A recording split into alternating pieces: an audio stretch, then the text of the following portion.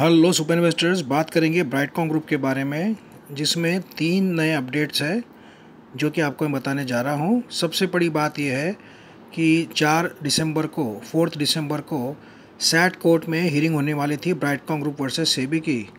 तो उसका सबको इंतज़ार था और एक आशा थी कि इस बार तो भी कुछ इसमें डिसीजन आएगा और कुछ न कुछ कंक्लूजन हो गया तो दूध का दूध पानी हो जाएगा और एक बार ये जो टसल चल रही है ये ख़त्म हो जाएगी।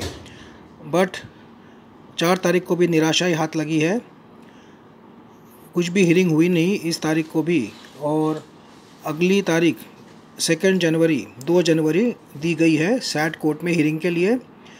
एडजर्न कर दिया गया 4 तारीख का हियरिंग, तो ये काफ़ी निराशाजनक है। अब देखना, फिर से इंतज़ार रहेगा 2 जनवरी का, देखते हैं जब क्या होता है।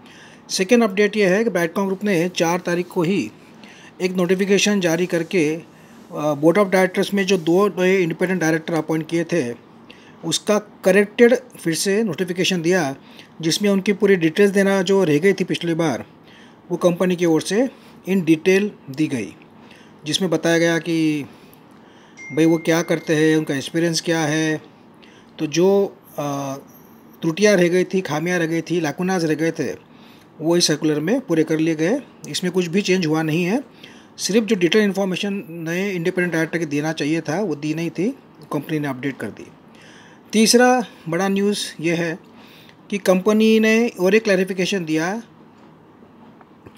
कि भाई काफ़ी जगह पे ऐसी अफवाहें चल रही है, रूमर्स चल रही है कि ब्राइटकॉम ग्रुप ने एनएससी पर ड्यूज़ पे नहीं किए हैं और सिर्फ गलत बता रही है कंपनी कि एनएससी के ड्यूज़ पे कर दिए हैं।